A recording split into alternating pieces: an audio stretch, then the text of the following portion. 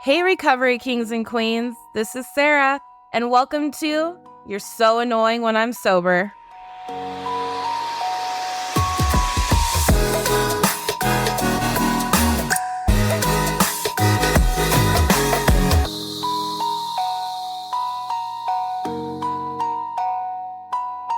Hey there, lovely listeners. Welcome back to another episode of You're So Annoying When I'm Sober. I'm your host, Sarah, and today we are diving in headfirst into the holiday season without a drop of alcohol. That's right, it's all about hangover-free holidays. Yeah, so the holiday season is a magical time filled with laughter, joy, and quality time with family and friends. But let's be honest, it can also be a bit challenging. So when you're staying sober, whether you're newly sober or a seasoned pro, we've got your back with some strategies to not only survive, but thrive during the family gatherings and holiday parties.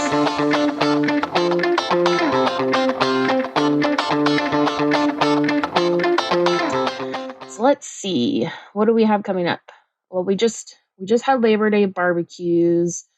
We have Halloween coming soon with those costume parties, then Thanksgiving, and ending the year with Christmas and New Year's.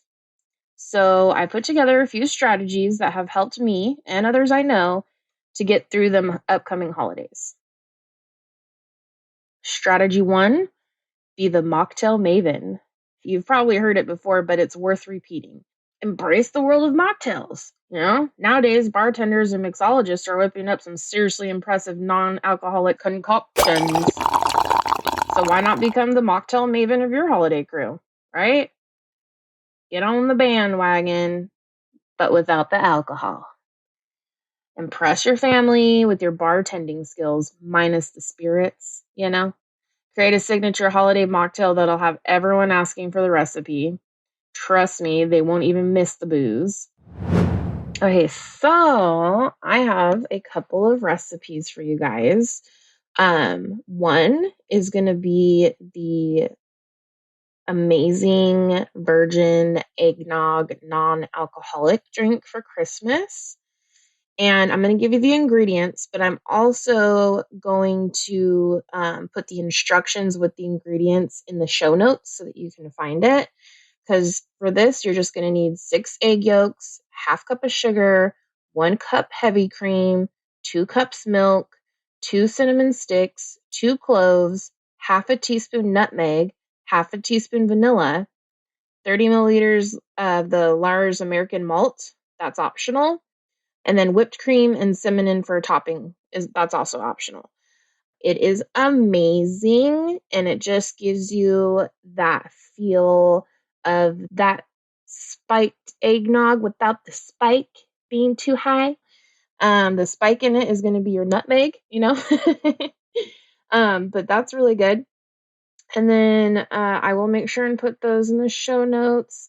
And then also we have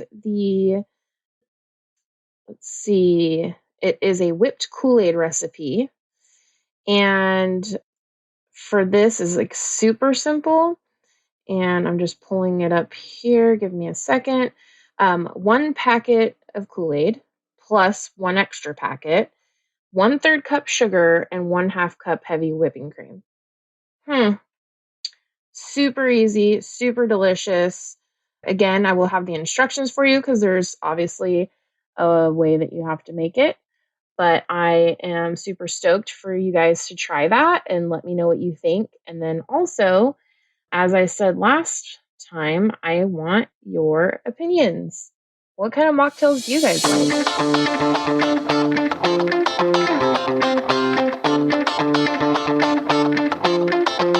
So, number 2 strategy on my list is BYOD, bring your own drink. I know what you're thinking. BYOD usually means bring your own device, but in this case, we're talking about bring your own drink.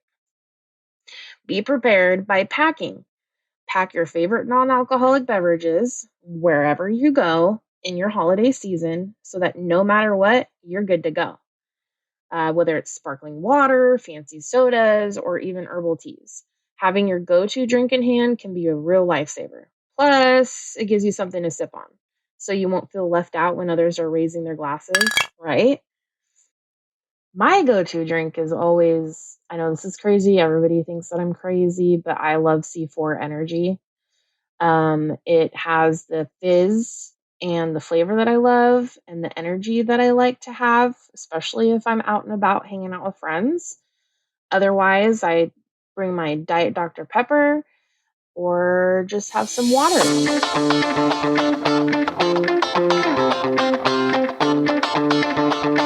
And strategy number 3, we have the buddy system. Super important. Accountability, like I've said 100 million times. We need that. We all need that. So remember the good old buddy system. Well, it's not just for elementary school field trips. All right. Enlist a sober buddy, a friend, or a family member who's on the same page as you are, and watch out for each other during those holiday gatherings. That's why you just kind of surround yourself with those people that are your people that you know will have your back and won't allow you to slip. Or will at least make you feel bad if you did, right? Or make you feel contemption, right? I hope that's a word. I'm going to have to look that up later. But that makes you feel like you're going to do something wrong and therefore you don't really want to. Having someone you can lean on when Aunt Susan insists you try her famous spiked eggnog can be a game changer. It's like having your own sober superhero sidekick, right? You're going to have this person here to say, nah, you're not going to do that. You're good, right? Like, we cannot hang out and have a drink and it just be a drink. So, this is just not what we're going to do. But we're going to have an amazing drink and then feel completely fine afterwards because that's what we do.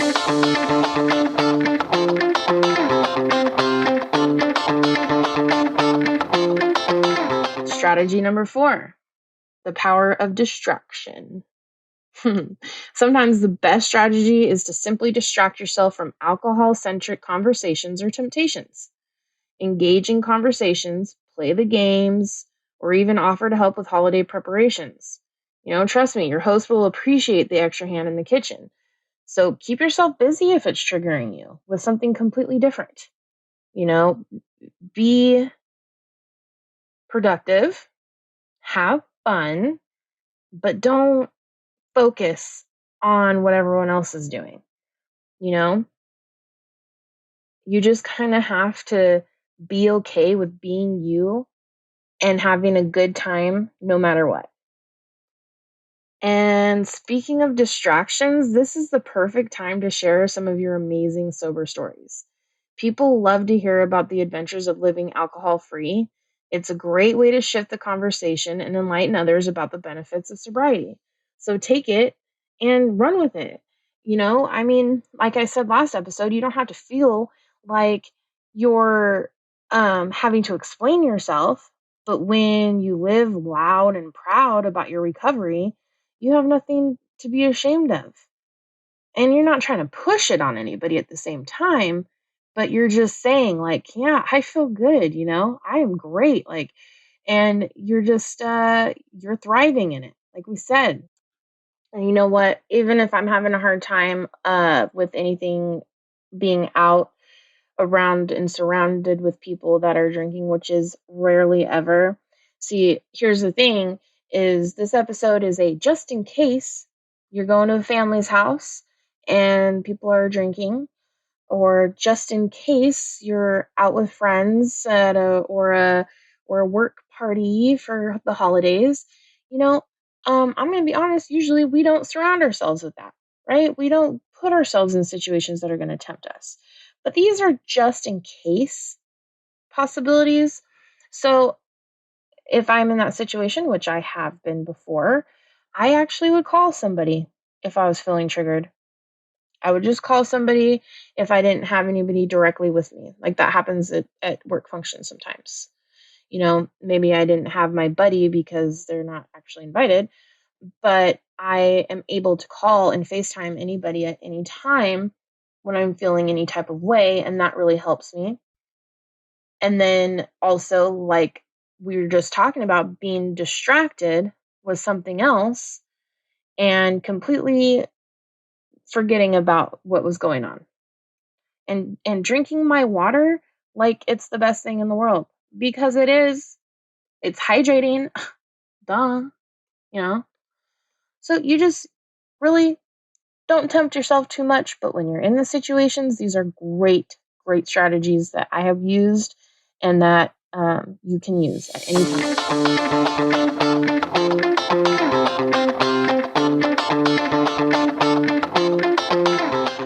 Let's see. My strategy number 5 would be plan your escape. Mm-hmm. Mm-hmm. Mm-hmm. And no, I'm not talking about sneaking away in the middle of dinner, but if you find yourself like in a sticky situation or feeling overwhelmed, it's okay to plan your escape, right? Like, have a backup plan in case things get too tricky. Maybe it's going for a brisk walk, doing some deep breathing, or simply taking a moment to regroup. Remember, it's all about taking care of yourself and your sobriety. We're in a selfish program. Remember that. It is all about us and our safety so that we can be productive members of society. I'm telling you, we got this. And a lot of times, oh, dang, no, my kid's calling. I gotta go. If you have a kid, that's a great one. There's a great one. Just saying, sorry if you're hearing this and I've ever done that to you, but hey, it happens. Okay.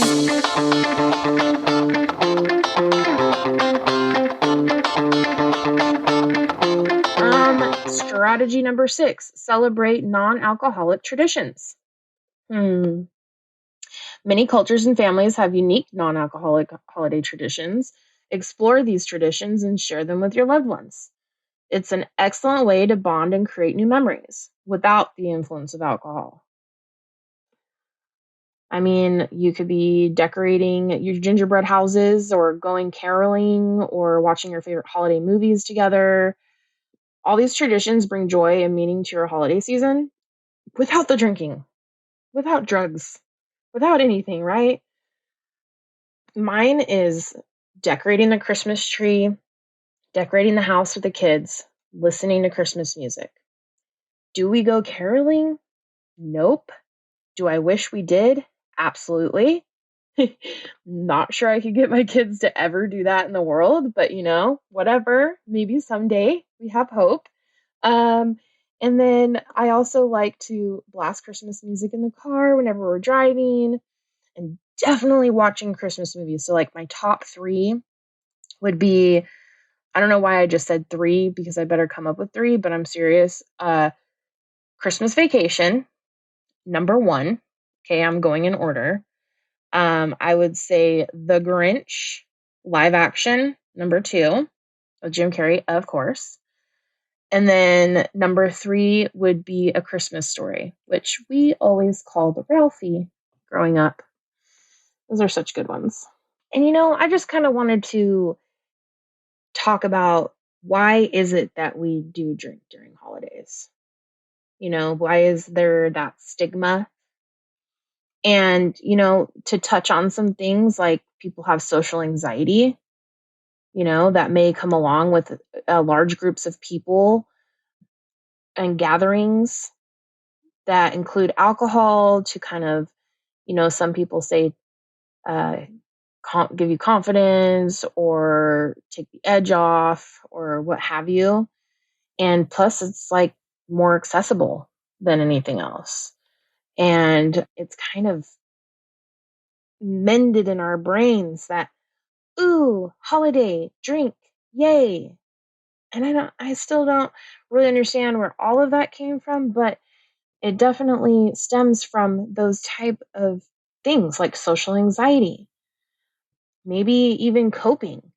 Mental illness is a huge thing, and they're trying to cope with all their seasonal disorders, where they get seasonal depression or, heightened feelings of grief and loss, which, unfortunately, if we're being real here, like, again, we just drowned those sorrows, but we don't, it never actually goes away because it comes right up in waves too and just crashes and burns all over the place.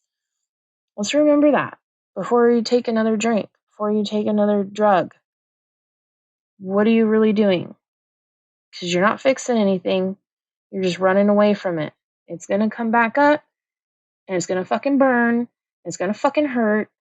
And you're going to be right where the fuck you were when you did it. Remember that. I'm serious.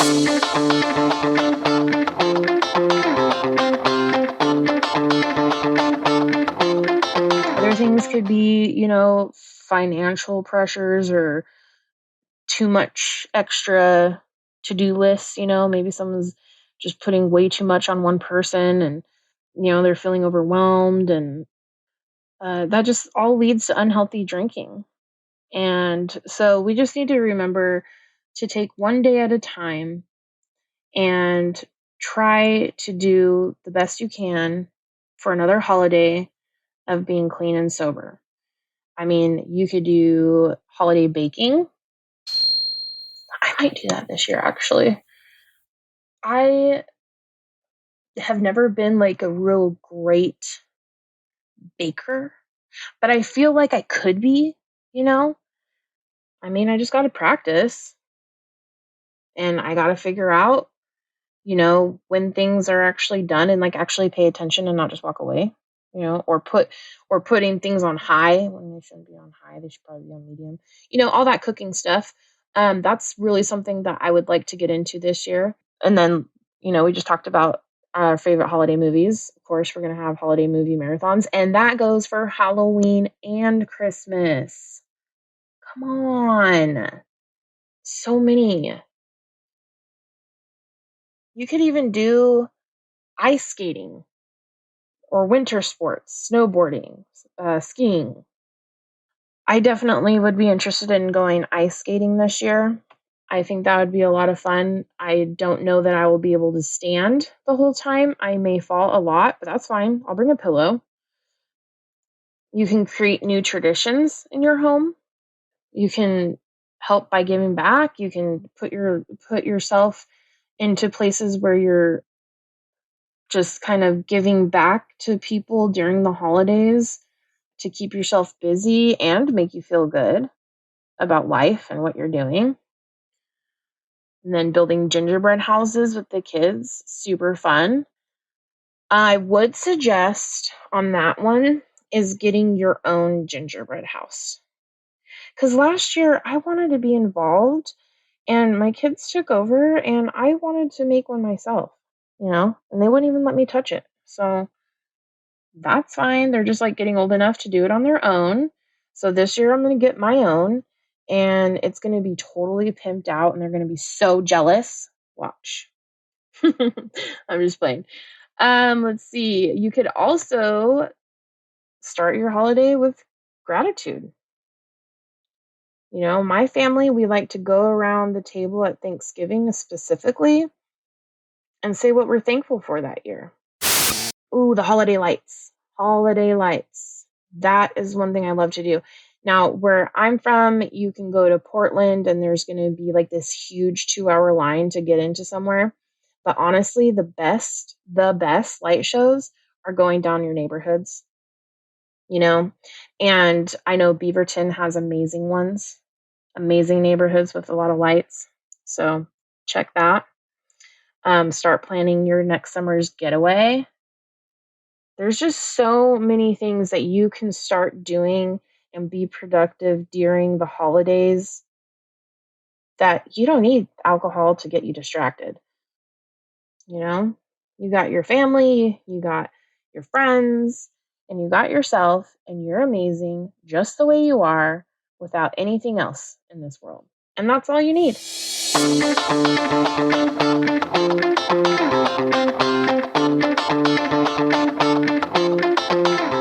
And so there you have it, my dear listeners.